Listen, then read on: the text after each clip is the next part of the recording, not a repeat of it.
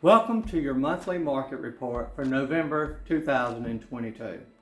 My name is John Ray with Berkshire Hathaway Gateway Real Estate. And today we're going to walk you through several of the most important topics that we can be talking about in the housing market right now. We're going to give you the latest updates on mortgage rates and home prices, something that we're all following very closely in today's housing market. And we're going to attempt to answer a question that many of us are asking at this time. Should I buy a home right now? A lot of clients and buyers are asking this, is this a good time to buy a home? And while everyone moves through that process at a different pace and for different reasons, we want to help you answer that question. With that, let's begin today with the update on mortgage rates. And the big question is, will mortgage rates keep rising? So let's take a start by looking at the graph you've likely seen before, and it says that mortgage rates are on the rise this year. This is the Freddie Mac 30-year fixed rate from January of 22 through today. This was released at the beginning of November, and what we can see is mortgage rates have been climbing drastically this year. This is what we've all been feeling. Look at that steep incline. And they even ticked up over 7% over the past couple of weeks, and that's causing the cool down in the market. This is causing people to pause their plans and say, hey, I'm not sure I really want to buy right now. Some people are even being priced out of the market. Mortgage rates have actually, if you look at this graph, more than doubled in this year. That has never happened before in a calendar year. So it's really important that we keep our eyes on mortgage rates and the pain people are feeling because of their rising so fast. It's not necessarily just about the 7% number that we're starting to see them tick up and down. It's about the rapid rise. And I think this quote from Freddie Mac really says it well. U.S. 30-year fixed mortgage rates have increased 3.83 percentage points since the end of last year. That's the biggest year-to-date increase in over 50 years. So, uncertainty making people press pause. It's making them question their plans. As a market expert, it's my job to help my clients understand why this is happening and what do we expect going forward. And I think at the end of the day, and we've been saying this for a while now, it's all about inflation. So take a look at this quote from Realtor.com. It says, with inflation still running at a 40-year high and the Fed expecting a few more rates increase to combat it, mortgage rates will experience upward pressure through the end of 2022. So why is that? Because the Federal Reserve is making moves to raise the federal fund rates, they are trying to lower inflation. They're trying to slow down the economy. And in doing so, they don't target mortgage rates, but mortgage rates tend to respond. And that's exactly what's happening. It's thought that while inflation is high, mortgage rates are going to remain high. So we're seeing that expected upward pressure through the end of the year. Now, the good news is, and I think this says it well, that Mark Fleming from First American says, while mortgage rates are expected to continue to drift higher over the coming months, much of the rapid increase in rates is likely behind us. So we're not talking about mortgage rates doubling again. Mortgage rates are feeling that pressure. The Fed is making active moves to lower inflation. mortgage rates respond. We're still seeing high mortgage rates, but we're not expected to see this exponential increase as we continue to move forward. So as we start to see the Fed making moves to lower inflation and to really kind of get this under control and see what's happening in the economy around us, the question starts to come into play: what about a recession? You know, that's the next thing on the radar is, what happens? Is there a recession around the corner? And this data from the Wall Street Journal is really helpful. It's a survey where the Wall Street Journal asked economists, what are the chances of a recession happening in the next 12 months? And as you can see from the chart over on your left side of the screen, in January of 22, about 18% of the economists said, you know what, I think we're going to see a recession over the next 12 months. Well, as inflation has stayed high, we've seen economic pressures in the world around us. We've seen the housing market change. You know that percentage of economists who are expecting a recession over the next 12 months has continued to increase. And the latest data, released in October, shows that 63% of economists feel that there is going to be a recession sometime over the next 12 months. And this is reflective of where we have seen the economy go over the past year. And it starts to spark the question, what does that mean for the housing market? So as we look at the housing market, there's a lot we can learn from history. And you've seen us share this graph before. But let's keep in mind that a recession does not mean falling prices, okay? So, in 4 of the last 6 recessions in this country, home prices have actually increased. Now, we all remember the housing crash in 2008, and I think that it is fresh on our minds and people are fearful of that. But we have to remember is we have a very different landscape right now. When it comes to inventory levels, when it comes to the lending standards, when it comes to home equity people have in their home, all of these factors are driving the housing market in a different direction. Now, what this graph does not mean is that we won't have falling prices, but it does mean that it doesn't happen every time. So when we think about what happens in the housing market, if a recession is in play, we have to put this in context altogether. And I think one thing we can also learn about what history tells us is that a recession more likely means falling mortgage rates, because in those same 6 recessions, mortgage rates have dropped each time this country has seen a recession.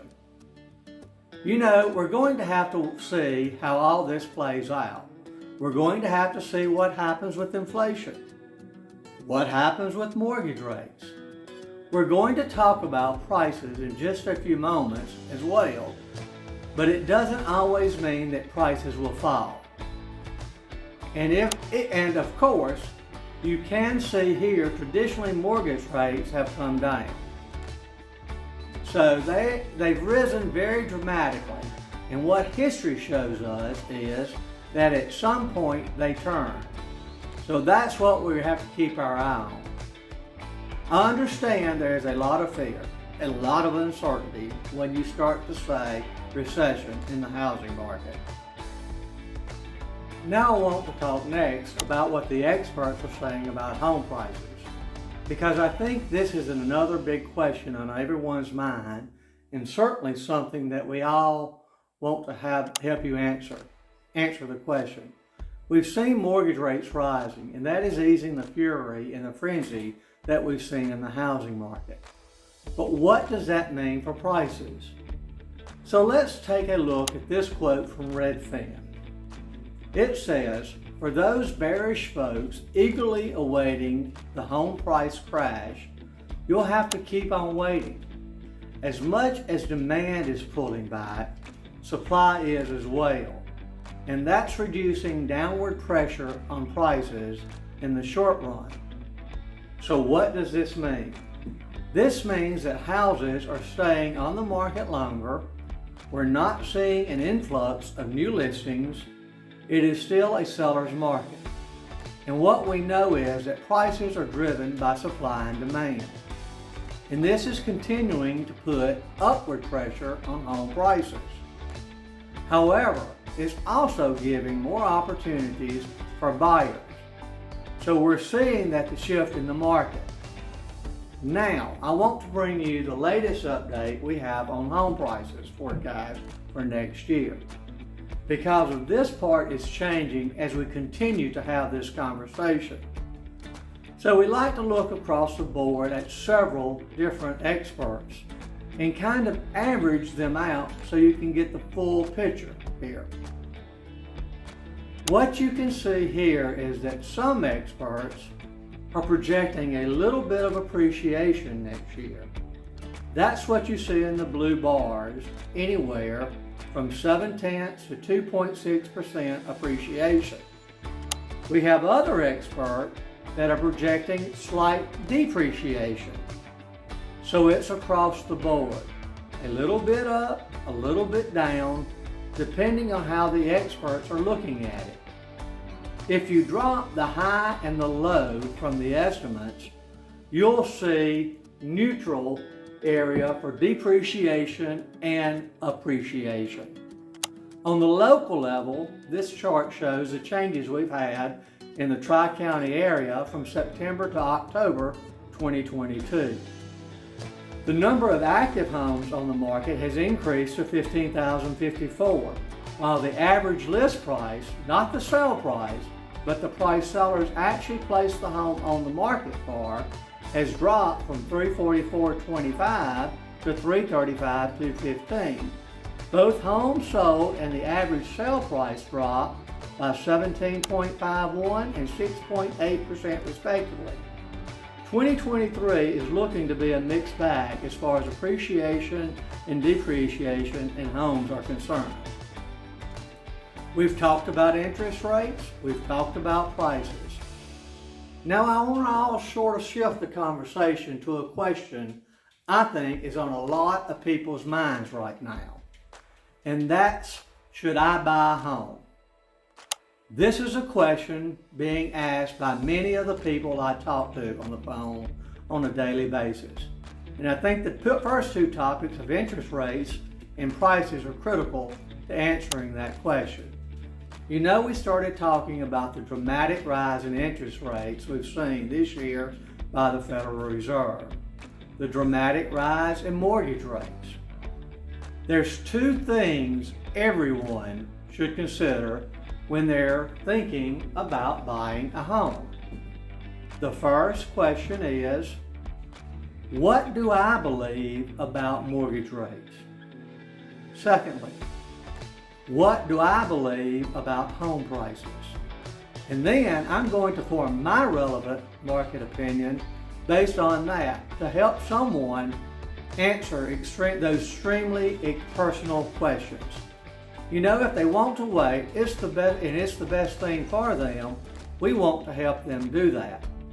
We want to educate them on what's happening, certainly nationally, but also in our local market. Our expertise and information. Here's the bottom line. What's the alternative? The alternative is renting. And this slide right here shows the median asking rental rate going way back to 1988. But rents across the country have skyrocketed. If you're in a rental trap and you're sort of paying through the nose for your rent, then you can't afford to save for a down payment. You can't afford to get into a home, which then allows you to build wealth over time. We know that homeownership wins.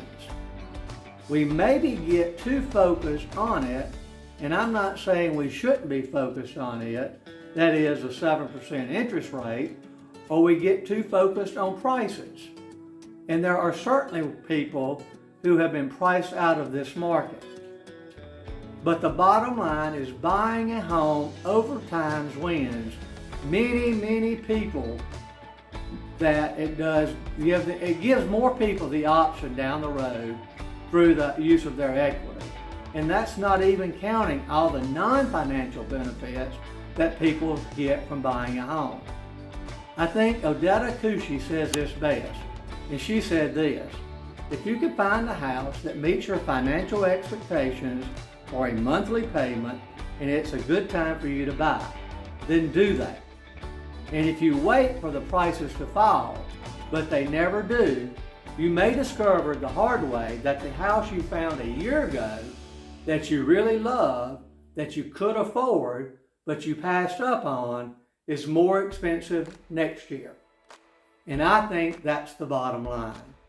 Certainly, local market dynamics are playing a role, and you need to be educated on what's happening there.